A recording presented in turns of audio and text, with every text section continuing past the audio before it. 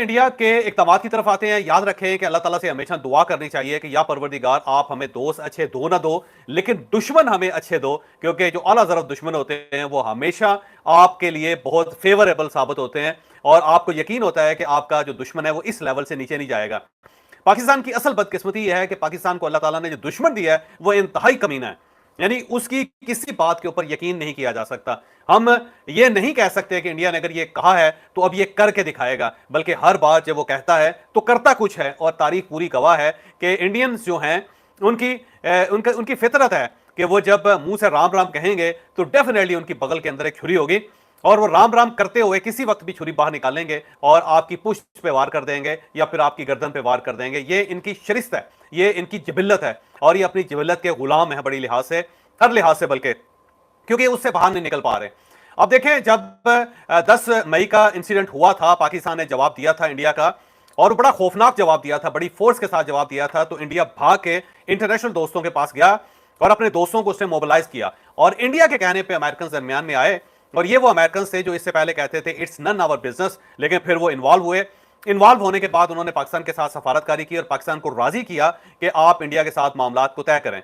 साथ अमेरिका की तरफ से ये यकीन दहानी करवाएगी कि इस मरतबा हम आपके साथ होंगे, वहां बैठे होंगे और इंडिया को हम खिसकने नहीं देंगे। बहरहाल पाकिस्तान एक बार फिर ट्रैप में आया, बल्कि पाकिस्तान 14वीं मरतबा ट्रैप में आया और ट्रैप में आने के बाद पाकिस्तान ने एग्री कर लिया, सीज फायर हुआ और सीज फायर के बाद मोदी साहब 2 दिन तो अमन से सुकून से बैठे रहे, लेकिन उसके बाद फिर उन्होंने अपनी बगल से छुरियां निकालनी शुरू कर दी। सबसे पहले उन्होंने आदमपुर में जाके एक तकरीब से खिताब किया और वहां अपने हारे हुए सिपाहियों को गले लगा के थप्पी देके कहा कि बच्चा आपने बड़ा काम किया और हमें आप पे फख्र है। और फिर उसके बाद वहीं खड़े होकर उन्होंने 2019 की एक पुरानी तस्वीर रिलीज की और कहा कि S-400 जिसके बारे में पाकिस्तान कहता है कि हमने तबाह कर दिया है, ये देखें मेरे पीछे वो S-400 की चिमनियां खड़ी हैं और ये पूरी तरह इंटैक्ट है। और बाद में ये साबित हुआ कि ये 2019 की तस्वीर थी जिसे मोदी की मीडिया टीम ने उसे नई तस्वीर के साथ जलन करके ये साबित करने की कोशिश की कि पाकिस्तान का क्लेम गलत है। बहरहाल उसके बाद फिर एक तिरंगा यात्रा स्टार्ट हो गई और तिरंगा यात्रा की आड़ में मोदी साहब ने पाकिस्तान से, बल्कि अपने इंटरनेशनल जो सालस है उनसे कहा कि जो ही तिरंगा यात्रा खत्म होती है तो फिर उसके बाद जो नेशनल सिक्योरिटी एडवाइजर्स हैं पाकिस्तान और इंडिया के दोनों आपस में बात करेंगे और फिर हम मुज़ाकरा स्टार्ट करेंगे। तो उन्होंने, इंडिया ने 11 दिन ले लिया पाकिस्तान से, बल्कि अपने इंटरनेशनल सालसों से 11 दिन ले लिए। अब इन 11 दिनों के अंदर अंदर इंडिया क्या कर रहा है वो आपके सामने है। रोजाना की बुनियाद पर इंडिया की तरफ से कोई ना कोई ऐसी खबर आती है जो ये साबित करती है कि इंडिया अपने जो वादा है उसके अंदर यकीन के साथ नहीं खड़ा हुआ, बल्कि वो इस वादे से निकलने का कोई ना कोई बहाना तलाश कर रहा है और एक बड़े लेवल पे एक कम्युनिकेशन नेटवर्क क्रिएट कर रहा है इंडिया के अंदर और लोगों को उभार रहा है और लोगों को तैयार कर रहा है कि हमने ये जो वादा किया हुआ था सीज फायर का, हमने इससे निकलना है, सीज फायर हमने तोड़ देनी है और जो ही हम सीज फायर तोड़ेंगे तो उसके बाद फिर हम दोबारा पाकिस्तान के ऊपर हमला करेंगे। तो इस टाइप की एक फिजा इंडिया अपने अंदर पूरी तरह कायम कर रहा है, पैदा कर रहा है। दो लोग हैं जो मुसलसल काम कर रहे हैं इस पे, एक नरेंद्र मोदी, वो मुसलसल गुफ्तगू कर रहे हैं, मुसलसल मीटिंग्स कर रहे हैं और उन मीटिंग्स के तहत वो कोशिश कर रहे हैं कि वो अपनी कौम जो डिमोरलाइज होगी उसको दोबारा अपने कदमों पे खड़ा कर सकें और अपनी जो अफवाज है उसको तैयार कर सकें कि हमने पाकिस्तान से बदला लेना है।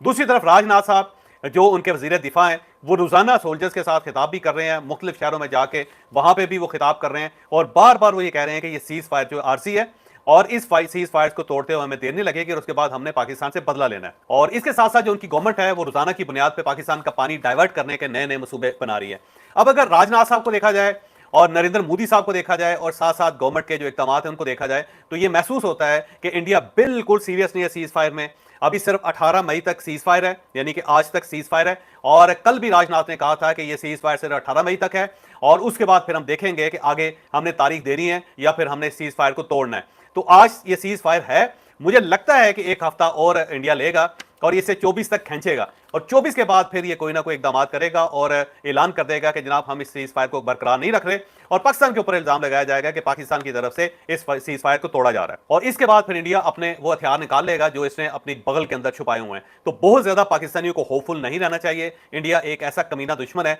जो आपका पीछा नहीं छोड़ेगा। ये वो भूत है जो अंधेरे का इंतजार करते रहते हैं, जो ही किसी जगह अंधेरा होता है तो फिर ये भूत अपनी सारी शैतानी हरकतों के साथ बाहर आ जाते हैं। तो अब आप तैयारी कर लें क्योंकि इंडिया की तरफ से कोई बहुत खैर की खबरें नहीं आ रही। एक तो इंडिया ने दरिया चनाब का पानी तब्दील को डाइवर्ट करने के लिए बहुत इकदाम शुरू कर दिए हैं उसने। उसकी कोशिश है कि दरिया चनाब का पानी जो है इसे रावी और ब्यास में डाल दिया जाए। कुछ डैम्स उसने पहले बनाए हुए हैं, कुछ डैम्स वो बना रहे हैं। एक जस्पा डैम है जो उन्होंने क्रिएट किया हुआ है दरिया चनाब के ऊपर, और यहां से फिर एक सुरंग निकाल रहे हैं जिससे सोलिंग नाला एक है। जो सोलिंग नाले से मतलब ये होता है कि कंक्रीट का नाला है एक, जो उन्होंने नाला क्रिएट किया हुआ है। और ये नाला जो है ना, इसके साथ एक 23 किलोमीटर की लंबी कंक्रीट की सुरंग है।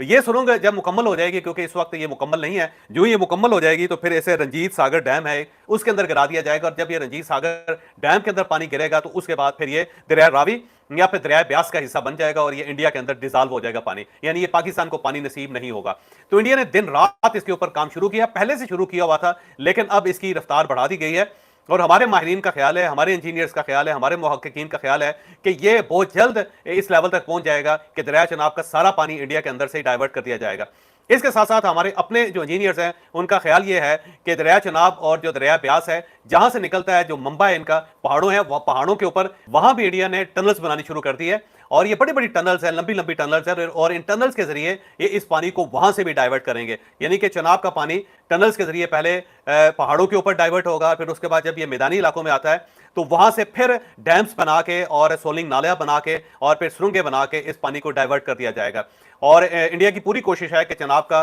जो दरिया है वो पाकिस्तान के अंदर पानी का एक कतरा भी न ला सके। और अगर ये हो जाता है तो फिर आप खुद अंदाजा लगाएं कि पाकिस्तान की अपनी सर्वाइवल एट स्टेक हो जाएगी, और जो इंडिया चाहता है, क्योंकि बार बार मोदी ये कह रहा था कि मैं एक बूंद पानी नहीं दूंगा। तो ऑलमोस्ट इंडिया ने ऐलान जंग किया हुआ है पानी की वजह से, क्योंकि पाकिस्तान ये समझता है कि जिस दिन इंडिया ने पानी रोका हम इसे एक्ट ऑफ वार समझेंगे। तो एक्ट ऑफ वार आप समझ लें कि इंडिया की तरफ से हो चुका है और पाकिस्तान ने अब तैयारी करनी है और इसका बदला देना है।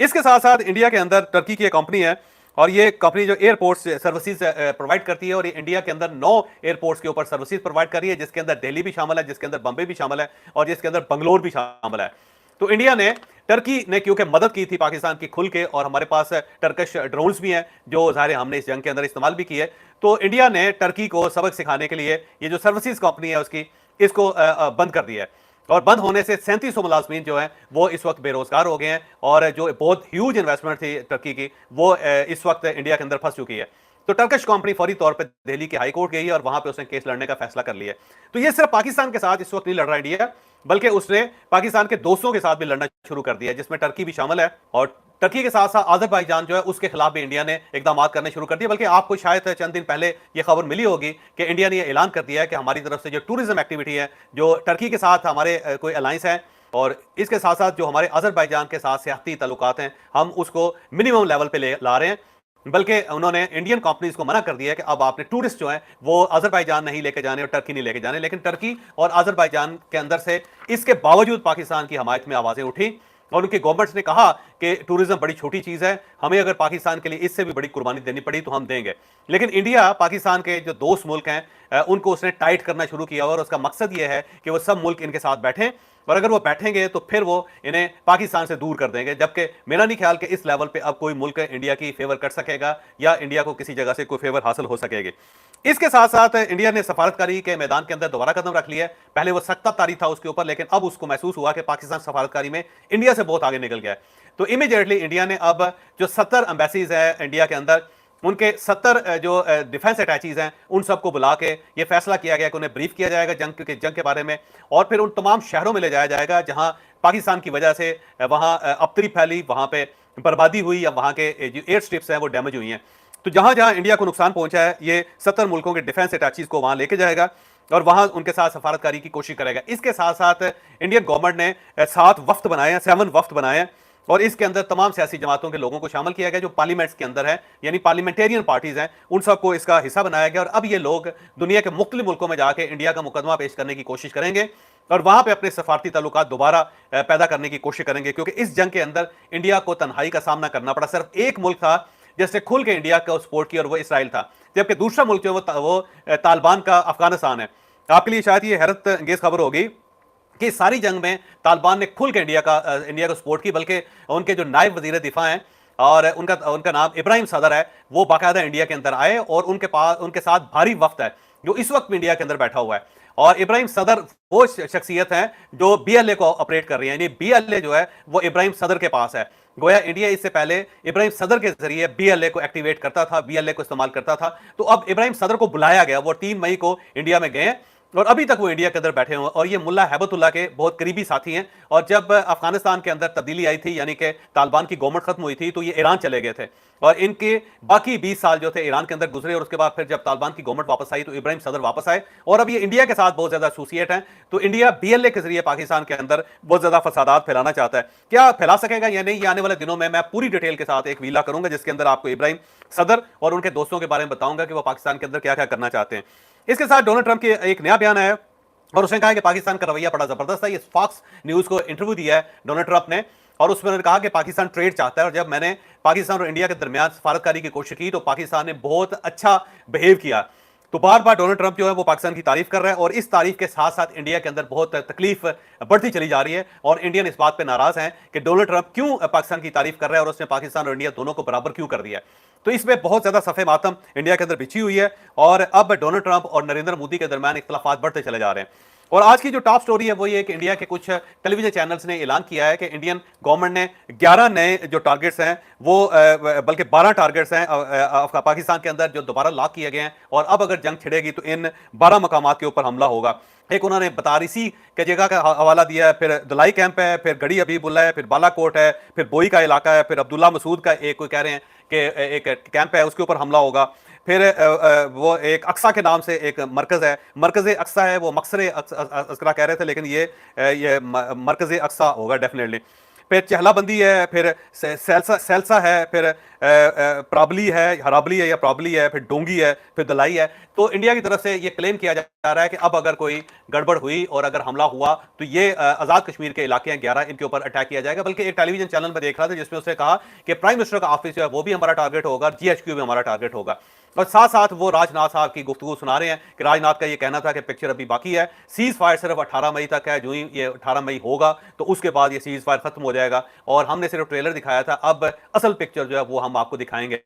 तो राजनाथ जो है उनके वजीर दिफा है, उसका बयान हमें लाइट नहीं लेना चाहिए। इंडिया पूरी तैयारी कर रहा है, याद रखें, हमें बहुत ज्यादा खुशफहमी की तरफ नहीं जाना चाहिए। इंडिया पलट के जरूर हम पे हमला करेगा, हमें तैयारी कर लेनी चाहिए क्योंकि दुश्मन कमीना है और कमीने दुश्मनों से हर किस्म की तोको इंसान को रखनी चाहिए।